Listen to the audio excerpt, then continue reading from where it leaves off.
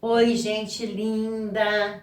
Mais uma vez aqui para a gente falar dos ensinamentos de Jesus. Eu fico todo feliz, meu coração fica até assim palpitando, sabia? Adoro, é minha paixão é falar sobre Jesus. Nós trouxemos para a gente refletir hoje, Jesus anda por cima do mar. Essa passagem está no Evangelho de Mateus, no capítulo 14, do versículo 22 ao 36.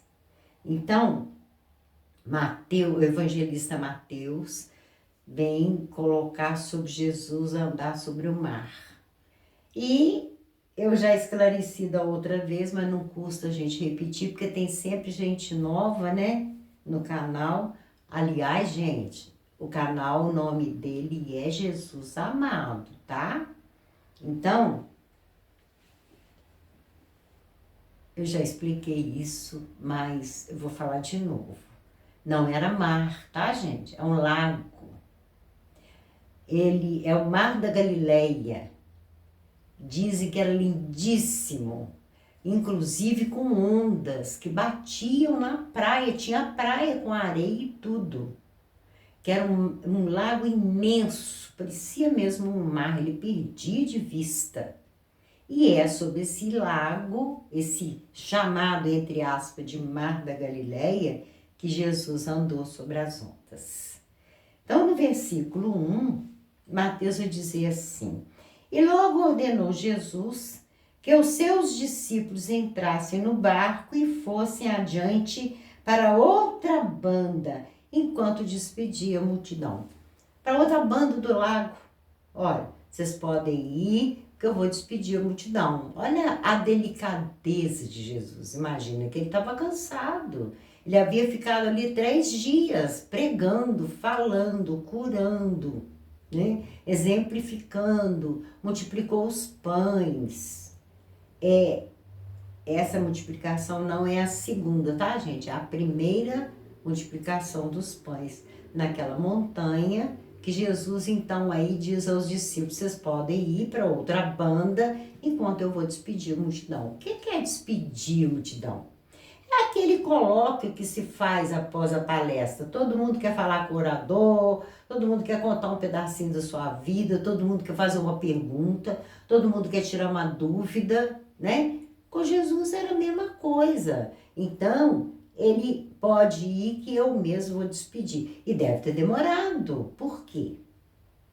Eram 80 mil, por volta de 80 mil pessoas. Deve ter demorado muito para despedir aquela multidão. E despedida a multidão, subiu ao monte para orar à parte. E chegada já à tarde, estava ali só. Já era tarde, tardinha, né? Ele estava ali só, orando. Jesus sempre gostava de orar sozinho. Não gostava de um monte de gente em volta dele. Ele era aquele momento do colóquio com o Pai, né? Aquele momento, meu Pai e eu somos um. Entrar em comunhão com o Pai, com Deus. Então, ele estava só nesse local. E outra coisa, né, gente, que Jesus estava cansado. Imagina que cansaço que ele ficou, né? 3 dias ali curando aquela turma de coxos, aleijados, cegos, surdo, mudo, endemoniado, tudo que aparecia por ali. E o barco estava já no meio do mar, açoitado pelas ondas, porque o vento era contrário. Olha isso. Os discípulos entraram no barco e foi para alto mar, já estava em alto mar. E tinha um vento muito forte contrário. O que é um vento contrário? O barco está indo numa direção, o vento está vindo contrário. Então, esse barco ficava ali balançando nas ondas. Você imagina que pavor, né? Que medo que eles devem ter tido. Eu vou falar uma coisa que agora é minha, tá, gente? Não tá aqui no Evangelho de Mateus, não. Eu tenho comigo que Jesus teve uma intuição para ir lá socorrê-los. Eu tenho comigo, tá? Porque na mesma hora ele vai. Ele vai até lá. Mas a 4ª vigília da noite, Dirigiu-se Jesus para eles caminhando por cima do mar.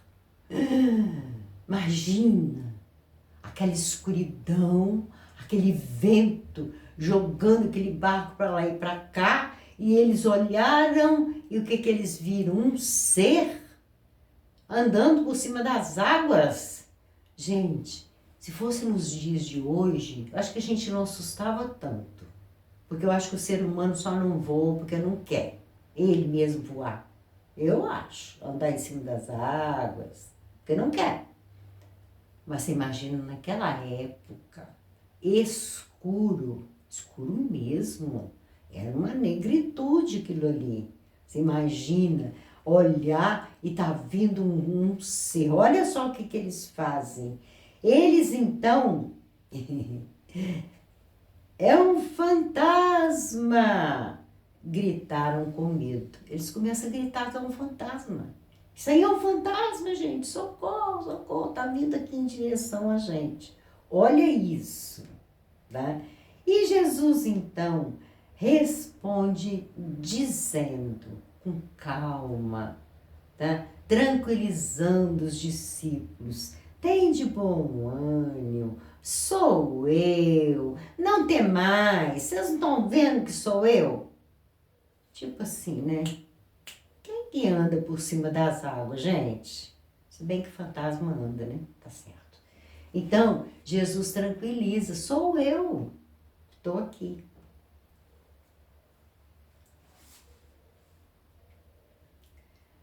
E respondeu-lhe Pedro e disse, Senhor, se és tu, manda-me ir ter contigo por cima das águas.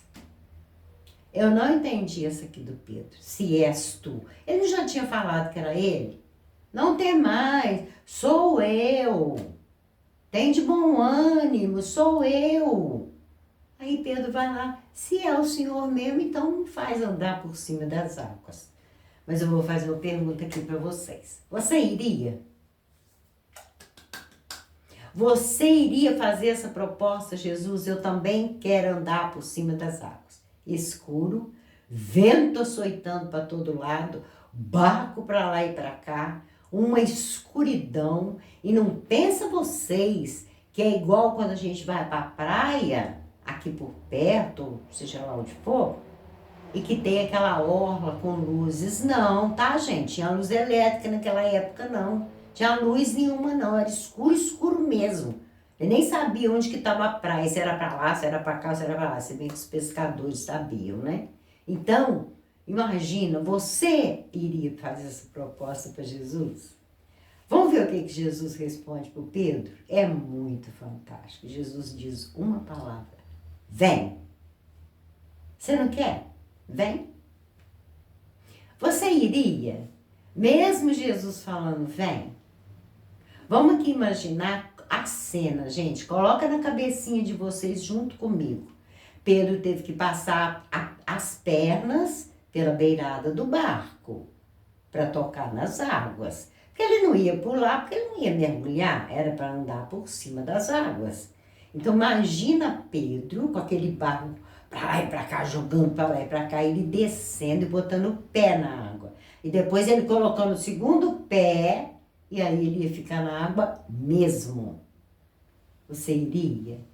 Você aceitaria? São as ondas da nossa vida. Quantas vezes a gente se enche de programa, eu vou fazer isso, eu vou fazer aquilo, né? Eu vou tomar essa decisão amanhã cedo, ou então segunda-feira, né, gente? Segunda-feira eu tomo essa decisão. É sempre assim. Mas as ondas, elas vêm e nos jogam para lá e para cá. A gente está vivendo dias muito doidos, gente, muito maluco. É muito difícil você concluir uma coisa. Só no passar para ir ali, você já arruma tanta coisa pelo meio do caminho que você até esquece o que você ia fazer. É desse jeito. Isso chama tribulação, né? Descendo do barco, andou sobre as águas para ir ter com Jesus. Pedro andou. É uma pena que o evangelista Mateus não colocou quantos passos Pedro deu. Eu fiquei curiosa, eu queria saber. Só que, mas, sentindo o vento forte, teve medo e começou a ir para o fundo. Que horror, gente! Clamou dizendo: Senhor, salva-me! Quantas vezes a gente se aventura, né? Nessas ondas do mar da vida, a gente se aventura de entrar naquela água escura, aquele negócio escuro, fundo, com aquele barco balançando para lá e para cá. Quantas vezes, né? E o que foi que aconteceu? Ele chamou por Jesus. É assim que a gente faz. Na hora do aperto, eu, Senhor, me salva, Senhor, me ajuda, Senhor, me acode. Não é assim? Eu, pelo menos, sou assim, tá? E logo Jesus, estendendo a mão, segurou-o e disse-lhe, olha o que Jesus vai dar uma lição nele, homem de pouca fé, por que duvidaste? Por que ele afundou? Ele duvidou. E a gente é assim mesmo. As ondas ficam nos jogando e aí a gente duvida. Não acredita que vai dar certo. Não acredita.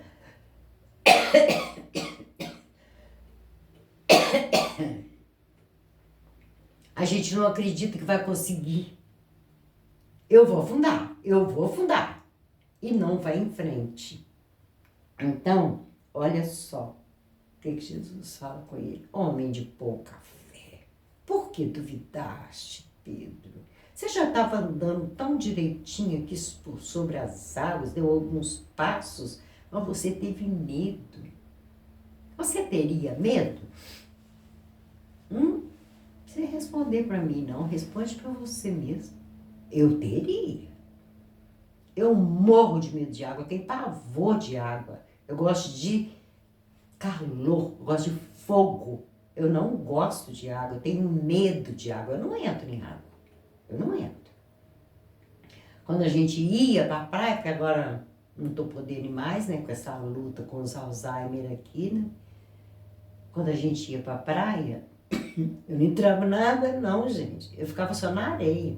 Ficava esturricando. Lembra aquela época que a gente até passava um creme vermelho? Que perigo que era aquilo, gente. Folha de figo.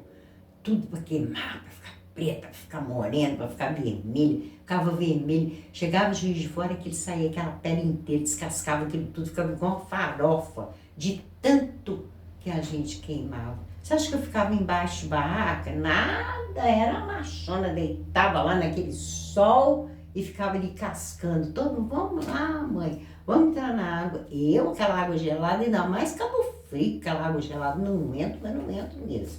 Então, homem de pouca fé, por que duvidaste? E quando subiram para o barco, Jesus acalmou o vento. Cala-te, vento. Cala-te. E o vento obedecia. Então, aproximaram-se os que estavam no barco e adoraram-no, dizendo: És verdadeiramente o Filho de Deus. Eles ficaram maravilhados com aquilo que Jesus fez. Imagina, né? Jesus andando sobre as águas e ainda faz com que Pedro dê alguns passos, né, em direção a ele, e depois ainda faz o vento calar e o barco se aquietou. Acabou aquela confusão toda. Imagina que coisa mais bonita você estar ao lado de Jesus fazendo essas coisas, né, gente? És verdadeiramente o Filho de Deus. Eu acho isso muito estranho, porque Filho de Deus todos nós somos.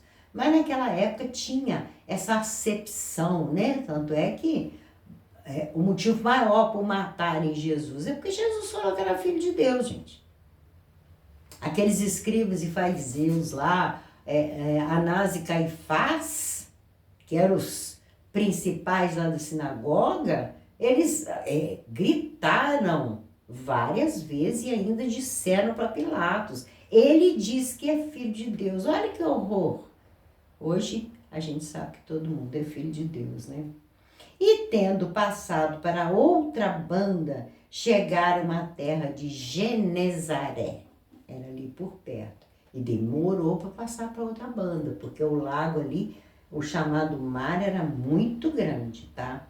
E quando os homens daquele lugar o conheceram, mandaram por todas aquelas terras em redor e trouxeram-lhe todos os que estavam enfermos.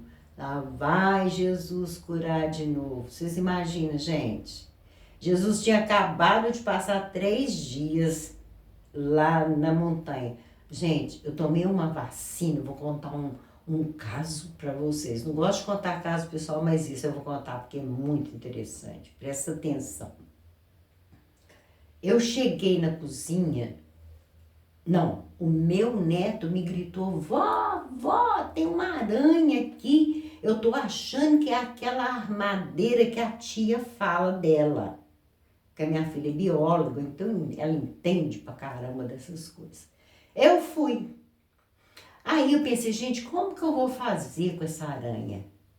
Em frente à minha casa tem um terreno baldio, tem muito mato. Eu pensei, gente, eu vou dar um jeito de levar essa aranha e soltar ela lá. Eu peguei um potinho desses de sorvete, segurei e fui em direção a ela. Ela estava no chão da cozinha. Quando eu fui em direção a ela, vocês não fazem ideia o que essa bichinha fez. Ela armou, gente, igual que as posições de Kung Fu, ela fez assim pra mim, ó. Assim, gente. Ela armou, por isso que ela chama armadeira. Ela armou um bote assim, ó, titiquinha. Um trequinho desse tamanho assim, ó. Desse tamanho. Quando ela armou o bote, ela me pulou nesse dedão aqui, ó. Quando ela pulou nesse dedão, ela me picou. A minha reação foi bater nela e jogá-la lá no chão, porque o negócio doeu. Dói muito a picada dela, dói muito. Eu joguei ela no chão. Gente, a minha faxineira veio, estava varrendo a sala de jantar, ela veio para a cozinha com a vassoura e paf! Matou a bichinha, matou a aranha. Fiquei muito triste com aquilo. E o dedo doendo. E eu segurando a mão, o dedo doendo. Ah, meu filho não aquietou. Falou, não, nossa senhora, vão lá pronto-socorro agora, mãe. Não, isso aqui vai passar, isso não é nada. Vamos passar um álcool aqui. Ele falou, mãe, essa armadeira você não brinca com ela. Ele arrumou uma vasilhinha de plástico, botou, mesmo ela morta, que a faxineira meteu a vassoura nela, botou dentro de uma vasilhinha, tampou e a gente foi para o pronto-socorro. Chegou lá, as enfermeiras e os médicos, todos eles falaram, é armadeira mesmo. E a senhora fez muito bem de ter vindo aqui, porque tem que tomar a vacina. É a antitetânica, tem que tomar 3 doses. Gente, vocês não fazem ideia. Eu tomei as 2 doses, teve nada, eu não senti nada. Gente, ontem eu tomei a 3ª dose, 3ª e última, acabou. Vocês não fazem ideia que dor que tá no meu braço, parece um castigo. A última, mas tá doendo, sabe? Eu tô com febre, não sei se é por conta disso. Febril, né, gente? Tô febril. E o braço doendo, eu não posso levantar. E hoje foi dia de pendurar a roupa no varal, tirar a roupa do varal. Eu passei apertada com esse braço aqui, ó. Eu não posso levantar de tanta dor. O músculo aqui tá durinho, por causa da vacina. Olha isso, como que 2 não teve nada e a última foi assim. Mas aí fica aí a história da armadeira, né, gente? Olha, nunca pensava que eu fosse passar por isso, morando na beira do asfalto, uma aranha dentro da minha cozinha e ainda me pica meu dedão. Foi aqui, ó, nesse dedão aqui, tá? É a armadeira mesmo. Por que eu falei isso, gente? Ah, porque eu apertei aqui e fiz uma cara feia, porque tá doendo mesmo, não posso nem mexer aqui, ó, o braço. Então, vamos aqui encerrando. Jesus fica cercado de gente. Tornam a trazer coxos, aleijados, surdos, mudos, cegos, endemoniados, tudo para que Jesus impusesse as mãos e curasse. Então começa tudo de novo nessa região chamada Genezaré. Então, olha só, e rogavam-lhe que ao menos eles pudessem tocar a orla do seu vestido. E todos que a tocavam ficavam sãos. Se eu tivesse lá, eu ia querer tocar também. Queria. Ó, ia arrastar pelo chão assim, pôr uma barata, chegar lá e pegar a orla do vestido de Jesus. Então Jesus vai para as partes de terra de Genezaré, sempre viajando e deixando seus ensinamentos. Então fica aí, gente, a nossa passagem de hoje, que Jesus anda por cima das águas, né, do mar da Galileia e assusta os discípulos.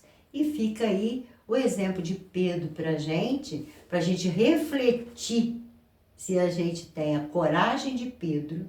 E depois de ter a coragem de Pedro, que já está dentro das águas, tem o medo de Pedro. O medo que Pedro teve para poder atrapalhar o nosso caminhar sobre as águas. Viu? Que Jesus nos abençoe e vamos na nossa... Ai, desculpa, gente. Eu fui esticar. Misericórdia quero e não sacrifício, porque eu não vim a chamar os justos, mas os pecadores ao arrependimento. Jesus está pedindo misericórdia, nada de sacrifício. Não vamos sacrificar ninguém, nenhuma vida deve ser perdida, nenhuma vida deve ser maltratada por nada, absolutamente nada. Nada vale a pena, nada vale mais do que uma vida. É Jesus nos colocando para a gente ter misericórdia com as pessoas que caminham junto conosco, com as pessoas que estão por aí ao nosso redor. A nossa família é muito grande, gente. Vocês estão pensando que família é a mamãe, é o papai, é o irmão? A nossa família é universal. Quando os discípulos chegam lá e falam, aquela multidão apertando, a mãe dele não conseguia passar, o discípulo então fala, Senhor, sua mãe e seus irmãos estão aí fora te procurando. O que ele fala? Quem é minha mãe? Quem são meus irmãos? Minha mãe e meus irmãos são esses que fazem a vontade do meu Pai que está nos céus. Então a nossa família é grande. Então vamos pensar bastante nessa situação em que a gente anda sacrificando muitas pessoas, seja de dentro do nosso lar, seja da nossa família, ou sejam pessoas que aconchegam com a gente para pedir alguma coisa, ou para nos procurar por uma palavra amiga. Muito cuidado com essa questão do sacrifício, viu, gente? É muito isso costumeiro, sacrificar o outro, né? Sacrificar não dando um pão, não dando um alimento, desprezando aquela pessoa, maltratando, violentando aquela criatura. Toma muito cuidado com essa questão do sacrifício, porque Jesus diz que ele não veio aqui para buscar os sãos, não. Ele veio buscar os doentes, aqueles pecadores que já estão caminhando para o arrependimento. Essas pessoas, elas já estão entrando no arrependimento e a gente só fica ali para julgá-las e muitas vezes jogá-la mais ainda nesse sacrifício. Gente, eu agradeço de coração a paciência de me ouvir, que paciência que vocês estão tendo comigo, né? E mando aquele beijo no coração de vocês.